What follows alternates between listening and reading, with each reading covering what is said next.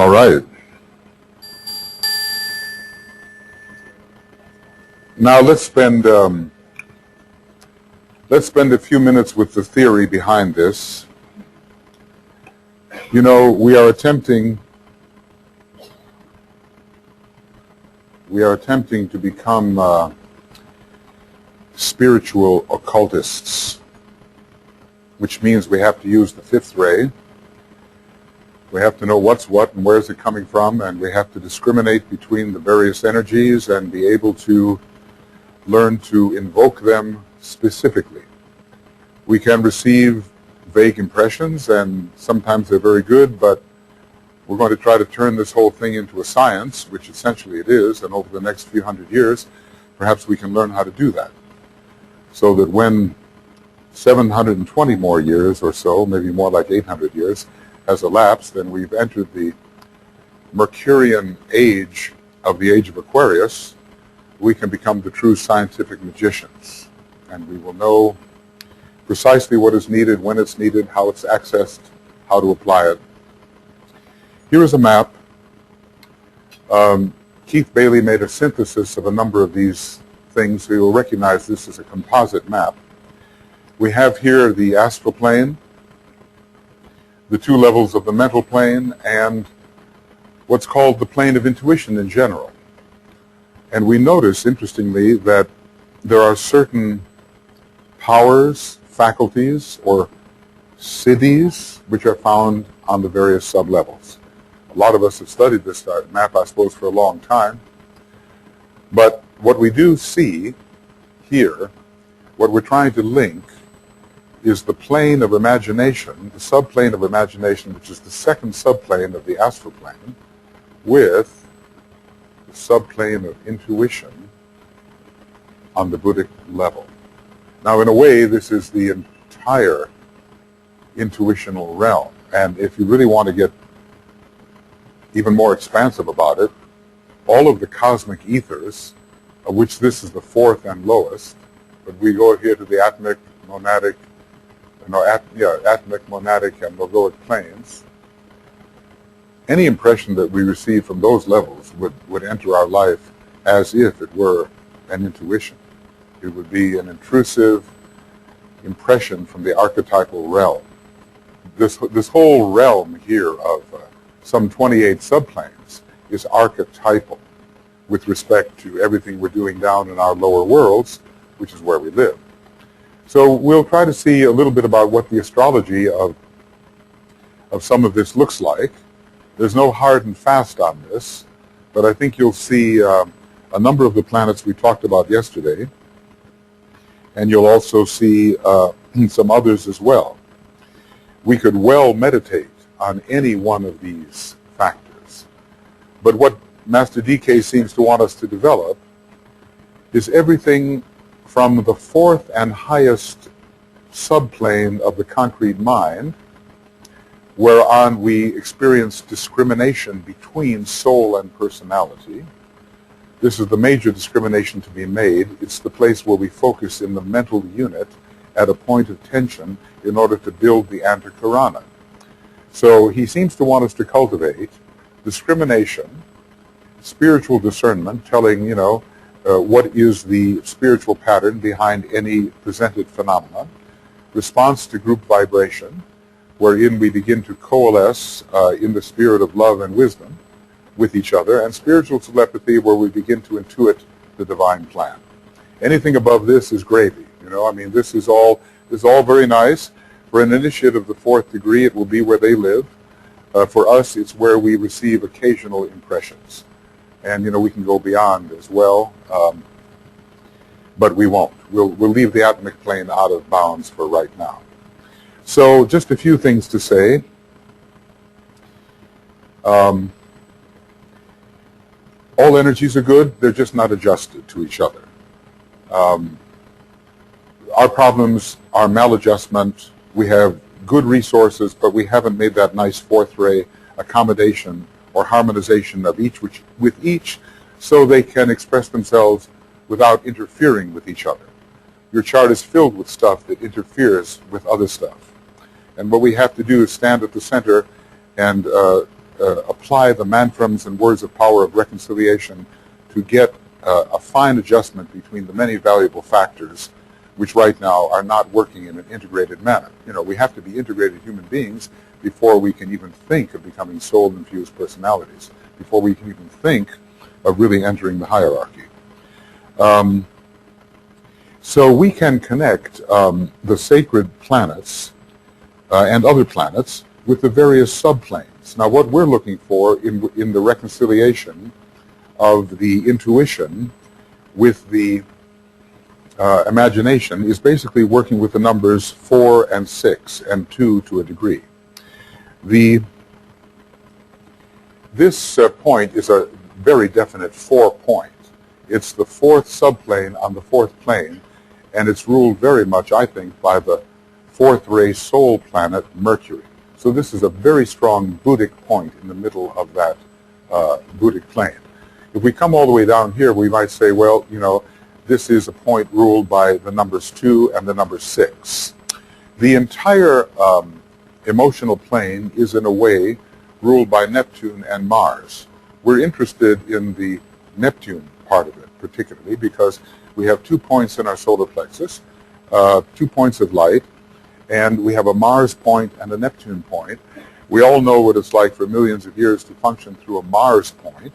We can reorient that Mars point so it becomes aspiration, and eventually it segues into a Neptunian type of imaginative faculty. Now, the numbers 2 and 6 are here, yes, but in other words, it's the 2nd plane down and it's the 6th plane up. But Master DK tells us that the bottom 2 planes of the astral plane we have to have nothing to do with. As a matter of fact, he tells us an interesting point, which I always think is amusing. He says that the hell of the average Christian is found on the 7th subplane of the astral plane. You don't want to go there. Okay. Heaven, however, is found on the 3rd subplane of the astral plane. The heaven, and you know, I wouldn't only say Christian, I'd say, you know, there's heavens and hells in all of these different religions, and that's where they are particularly found. So, in a way, you see what I'm going to do here? I'm not even going to start counting from these places. I'm going to count from here. 1, 2, 3, 4. So imagination now is a 4 related to this higher 4. There is a definite connection between these 4s. But 2 and 6 are always there. 2, 4, and 6 are all on the same line. I just have a few things to say. One could really expand this a long ways. Now, we can number the subplanes in various ways according to the planets, and some of you are already used to doing that. Let's see. For every system of 7, we can begin with the soul planets, Vulcan 1, Jupiter 2, and so forth. We can do it like this. So Vulcan will relate to every first subplane, no matter what the plane may be. Jupiter to the 2nd, second ray soul, Saturn to the 3rd, Mercury to the 4th, Venus to the 5th. Now here we get into something interesting. Is it going to be Neptune here? Perhaps, from its 6th ray, and Uranus from its 7th ray. That's one way to number. Those are the soul rays of these planets, so we infer at this time. Vulcan number 1, Jupiter number 2, Saturn number 3, Mercury number 4, Venus number 5, Neptune number 6, Uranus number 7. There's also another way to number. We can begin with the sacred planets, with the synthesizing planets. The 3 synthesizing planets have essential rays of 1, 2, and 3. Uranus is 1, Neptune is 2, Saturn is 3. So we can begin, instead of with Vulcan and Jupiter only, we can add Uranus number 1, it's a monadic 1, and we can add Neptune number 2, we can add that to Jupiter. So we have a Vulcan and a Uranus kind of connection. They both have a very strong connection with the head center, with the general head center and the heart in the head, and that is Vulcan does, and we can add Neptune to Jupiter. So when we do that, we discover we've got a Mercury subplane up here, which is the 4th of the 4th on a mercurial plane, and we have a Jupiter-Neptune area here for imagination, and Neptune is extremely important when we consider its 2nd ray. it's sixth ray, and even Neptune has a lot to do with Buddhi. It's got some fourth ray in there as well. So in a way, we have to connect Mercury with Neptune. So we have this, we have the realm of transcendental mind ruled by Mercury, which is also a very rational planet because Mercury rules on several levels. And we have this whole idea of this upward longing towards a transcendent state which Neptune rules. Now, imagination, we all know imagination can give us almost anything we want or don't want.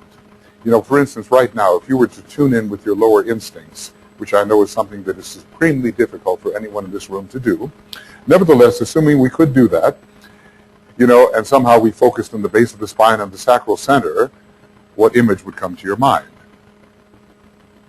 All right, well, that's pretty bad. All right, so that may have come to mind, right? So there you are. Okay. Now, if you're just focusing in on your ordinary desires, you want a better place to live or something more comfortable or something more beautiful or whatever, an image comes to your mind, doesn't it? I'm sure. A few of us still have some of those desires rolling around in the solar plexus, perhaps, right? And they will produce their own kinds of images, won't they? Suppose we know it's right to be this way. We're not this way yet, but it's right to be this way. And so we fix an image according to how it's right to be. Can we do that? Just imagine yourself as being really good. Well done. Okay. Now, we can also go on to the soul level as well, can't we? In other words, we begin to feel love and unity and togetherness and all those kinds of things, unitive kind of relationships. And an image comes, perhaps, maybe of a beautiful field of egoic lotuses all relating in love and harmony and sweet sounds, unitive images from the soul, right? But we're not talking about that. We're talking about something still higher. We're talking about a transpersonal realm. Not only transpersonal, we're talking about trans-individual. We're talking about trans-egoic realm. So, most of us can't even live as souls yet. So, in other words, we're beyond ourselves a little bit.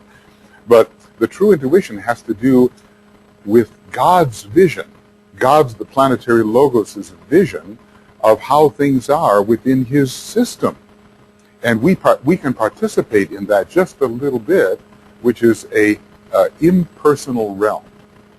So when we actually want to apply the intuition to our life, it's not what we want, it's not what we're inclined to do, it's a directive which is totally impersonal, non-personal, super-individual, and it shows us what needs to be done to create harmony within the larger sphere. Whether we will to cooperate with that is another matter. Now, Lord Maitreya, he had a moment like that, didn't he? DK tells us about that. In the Garden of Gethsemane, he was there between a rock and a hard place, literally. Vulcan was very present in that garden. He was praying near the rock. An angel from Capricorn came to strengthen him, we're told. And he had to acquiesce to some higher impression, probably from the monadic plane, as he was taking a sixth initiation at that time. And it was not agreeable to him at first, because he had already worked out his own method of saving humanity according to love and wisdom, and Sanat Kumara had a different idea, and he had to acquiesce. In other words, in order to create harmony with Sanat Kumara's intention, Lord Maitreya had to say, not my will, but thine be done. In other words, something from a totally transcendent sphere entered for the first time, and he had to adjust. So, don't think that when we get intuitions, it's going to just be easy. The old saying is, nothing is more powerful than an idea whose time has come. So an intuition is an idea whose time has come.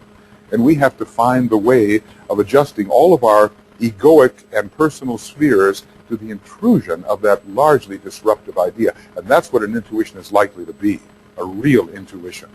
So that when we talk about getting intuitions or symbols and all of that, okay, it's not yet the real thing. It's a soul adjustment to what is that higher type of purpose. But we're on our way, and by the time we'll be 4th, 5th, 6th degree initiates, we'll get the real thing, and then the fun will begin. All right, so I just want to say a couple of more things. While we are accessing these images, we realize that the higher ones of them can reveal the truth if they are impulsed from the place where truth is known. And that was the purpose of this meditation. Obviously, with any meditation, you have to do things over and over again before it really starts to happen. But all of these lower places is not the place where truth is known. They produce images, but they are not images of the truth. We are interested for the creative imagination resting in the second level of the astral plane and adjusted by our creative mentality.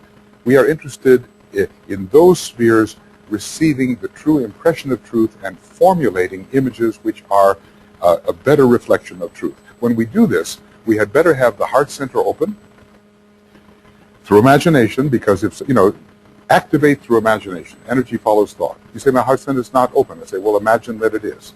What about this center at the top of the head? Well, it's not open. Imagine that it is. Because the imagination actually sends the activating impulse into these areas. So keep all of the higher chakras open when you're doing this kind of work, and especially the heart and the head. Okay. So, yeah, we're working with the Antakarana. There are many different layers of revelation, and right now we are interested in this Buddhic layer of revelation. So let us say that an image has been descending, and we have asked that it be an image of reconciliation. Reconciliation is very natural to the Buddhic plane because it is the plane of harmonization. And I'd like just to say a couple of words about how reconciliation occurs. Because if you try to work out a conflict on its own level, it's not very satisfying. You always need a more elevated perspective in order to reconcile the apparently warring forces. What does he say about the fourth ray? Move on apace. From the point at which you stand, there is war and all the rest of it.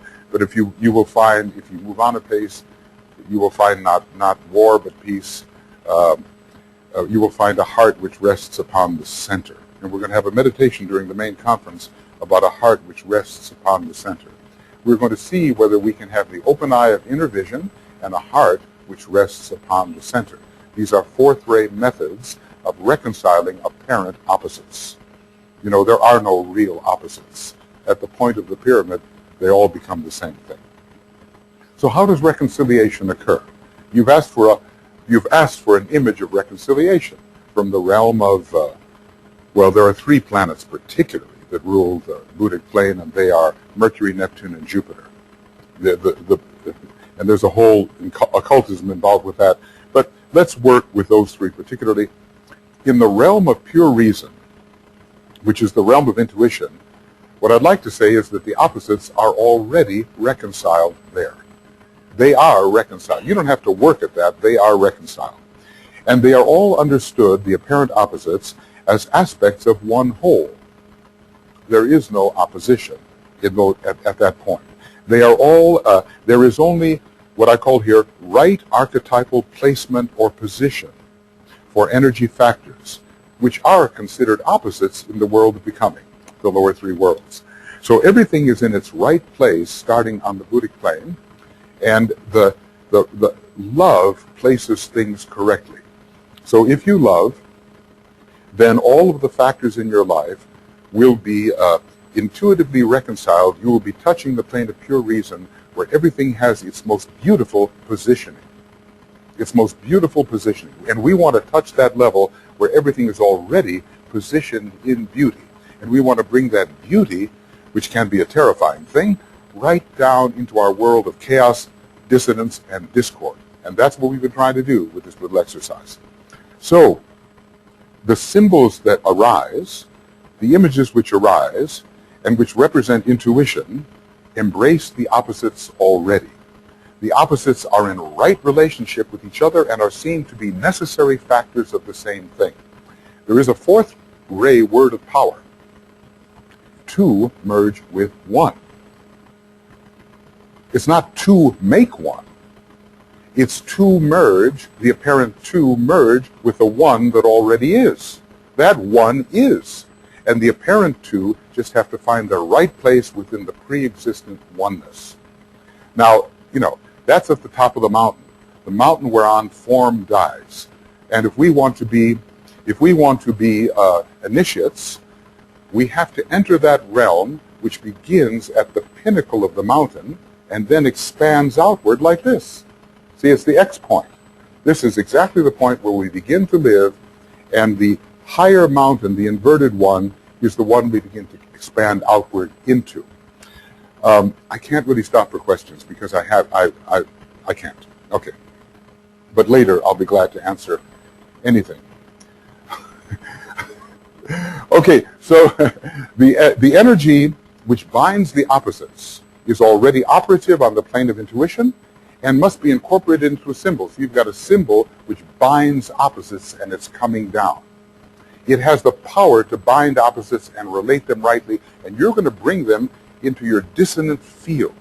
And it has that magnetic, attractive, reconciliatory, harmonizing energy which is going to pull things together for you. So within the Buddhic vehicle there already exists what we call the talisman of harmonization or the talisman of reconciliation. We're trying to touch it and get the symbol for it. So, and you can put it in the center of your horoscope. That's another way to do it. We cannot, like the sixth ray does, say it's either this or that. We can't do that. We cannot reject one or the other. We have to have both, otherwise we're incomplete. Now I have a wonderful little quote here about how things are in our world. This is what DK says from somewhere. The 7 brothers love each other, yet each seeketh for many eons the path of hatred. They hate and kill each other until they find that which dieth not and is not hurt. Together then they stand and serve, and through their service the 7 suns burn up. So this is a climactic consummation. On the lower levels of the pyramid, the Ray brothers hate and kill each other. The further you ascend, the more they have in common until they discover not only are they unified here, or harmonious, unified, and finally the same thing, all the way up the pyramid. So down here in our lower world of becoming, the Ray qualities and the planetary qualities seem to pull against each other. But actually they are all part of a beautiful cosmic choir, cosmic dance, and all exists in beauty on the higher planes, and we have to touch them. We have to touch the place where reconciliation already exists, and we use meditative methods such as those today to try to touch that and get some little image or symbol which comes down and helps us create beauty in our world of dissonance. Okay, I think that's it. What I could do is I could assign different planets to all the different levels, and but that's not important. What is important is to touch the quality that's descending from the Buddhic plane, embody it in a symbol of transformation, bring that symbol into your life. I know you're working with this, and work this symbol as a symbol of transformation which has power in the dissonant world. Okay? So that's the principle. And now we're going to, oh, you may have wondered why I was using the music. Well, the musical notes correlate with the different planets which represent the different powers that we want to pull down. So if we visualize the color, sound the note in tune, and remain open to the power, it has a conduit through which to descend. And these 4th ray methods will be coming into prominence during the 5th ray Aquarian age. In other words, quantity is quality, We'll know the exact frequencies to invoke the correct quality. So we will have the methods of precise, magical, artistic, scientific invocation during the Aquarian age. And we're just getting started now. So just learn to sing. That's all it takes.